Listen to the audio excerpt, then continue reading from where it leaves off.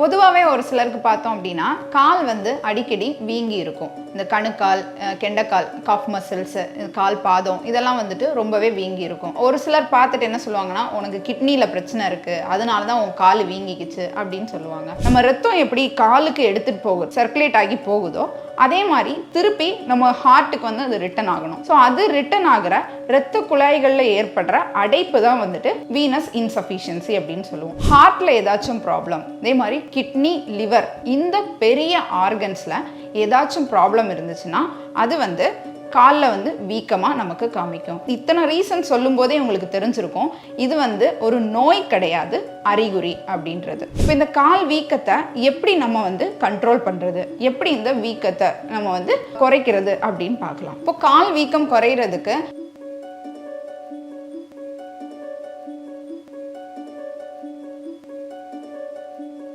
Health cafe channel viewers அனைவருக்கும் வணக்கம்.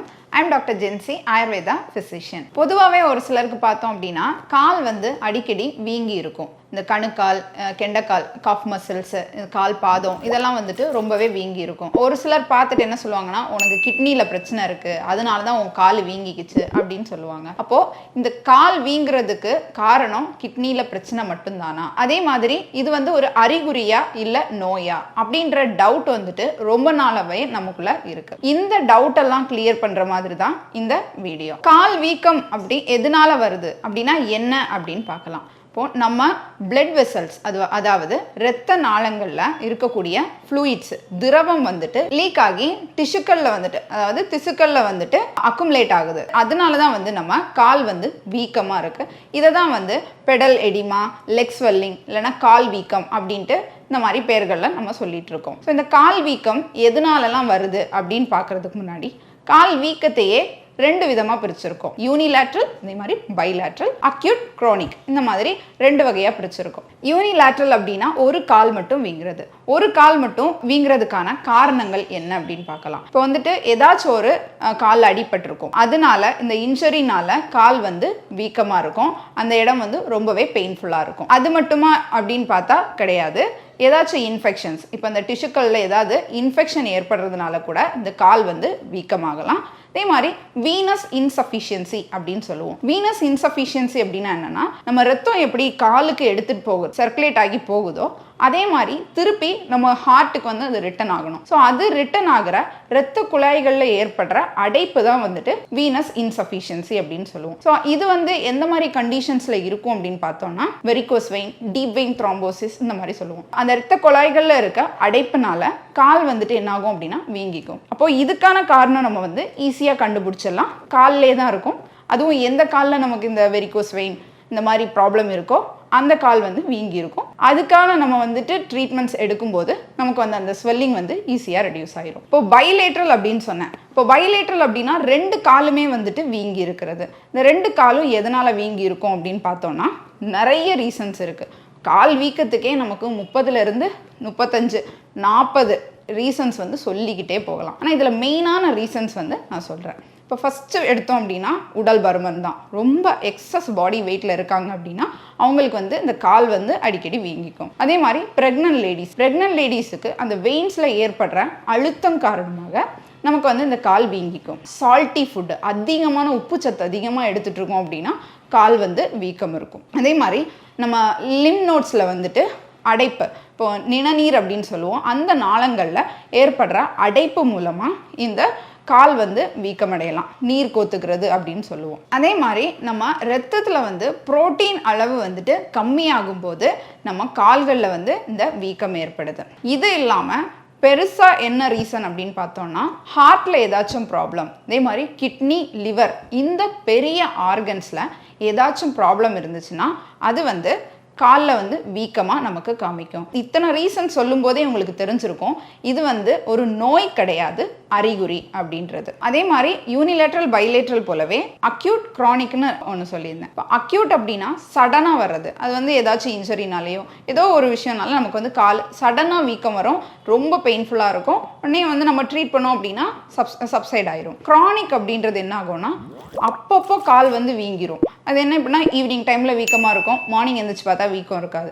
இது வந்து ரெகுலர் பேசிஸில் இருந்துகிட்டே இருக்கும். ஸோ இதை தான் வந்து கிரானிக் அப்படின்னு சொல்லுவோம். இந்த மாதிரி பைலேட்ரலாக 2 காலுமே ஸ்வெல்லிங்காக இருக்குது அப்படின்னா ஸோ அங்கே வந்து நம்ம வந்து காரணத்தை காலில் தேடக்கூடாது, ஆர்கன்ஸ் நம்ம உள் உறுப்புகளில் தேடணும். ஸோ இதுதான் வந்து இந்த பெடல் எடிமாக்கான காசஸ் அப்படின்னு சொல்லலாம். இந்த கால் வீக்கம் எப்படி இருக்கும், நமக்கு பார்க்குறதுக்கு எப்படி இருக்கும் அப்படின்னு பார்த்தோம்னா ரொம்பவே ஷைனிங்காக இருக்கும், பளபளன்னு இருக்கும் பார்க்குறதுக்கு, ரொம்ப ரெட்டிஷாக. நல்லா கால் வந்து வீங்கினா எப்படி இருக்கும், ஒரு பழுத்த பழம் எப்படி இருக்குமோ அதே மாதிரி பளபளன்னு இருக்கும்.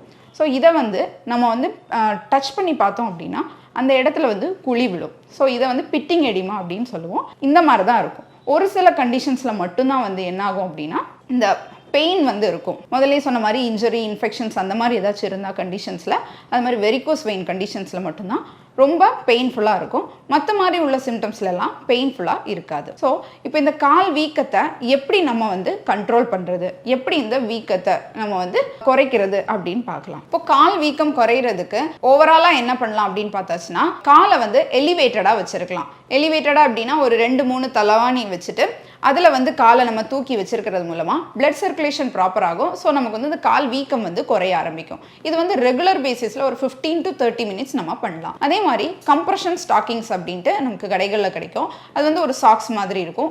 அது போடுறது மூலமாக ஒரு அழுத்தம் கிடைக்கும். ஸோ அது மூலமாக நமக்கு வந்து வீக்கம் குறைய ஆரம்பிக்கும்.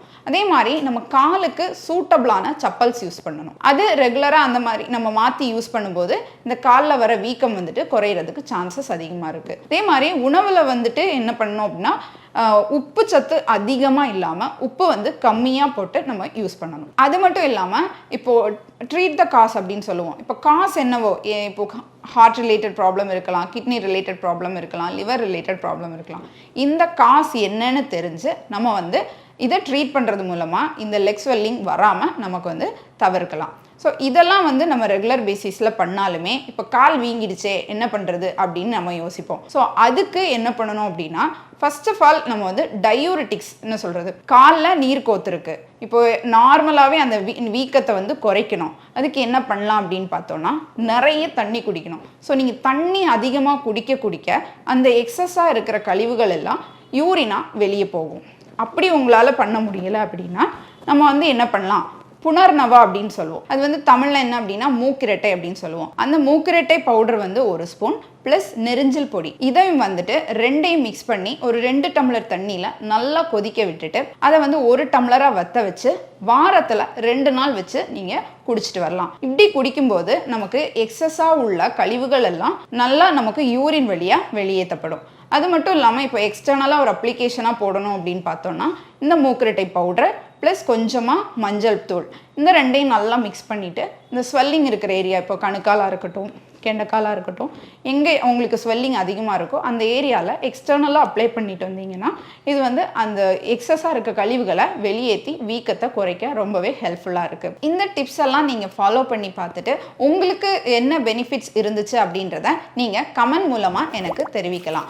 இது உங்களுக்கு யூஸ்ஃபுல்லாக இருந்துச்சு அப்படின்னா உங்கள் ஃப்ரெண்ட்ஸு இதே மாதிரி கால் வீக்கம் அடிக்கடி வர உங்கள் ஃப்ரெண்ட்ஸுக்கும் இதை ஷேர் பண்ணி அவங்களுக்கும் இது மூலமாக கிடைக்கிற பெனிஃபிட்டை வந்துட்டு நீங்கள் கொடுக்கலாம். மேலும் இது போன்ற ஹெல்த் டிப்ஸை தெரிஞ்சுக்கிறதுக்காக ஹெல்த் கஃபே சேனலை சப்ஸ்கிரைப் பண்ணுங்க. நன்றி. இந்த வீடியோ உங்களுக்கு பிடிச்சிருந்தா லைக் பண்ணுங்க, ஷேர் பண்ணுங்க, கமெண்ட் பண்ணுங்க. மறக்காம ஹெல்த் கஃபே தமிழ் சேனலை சப்ஸ்கிரைப் பண்ணிட்டு பெல் பட்டனை கிளிக் பண்ணிடுங்க.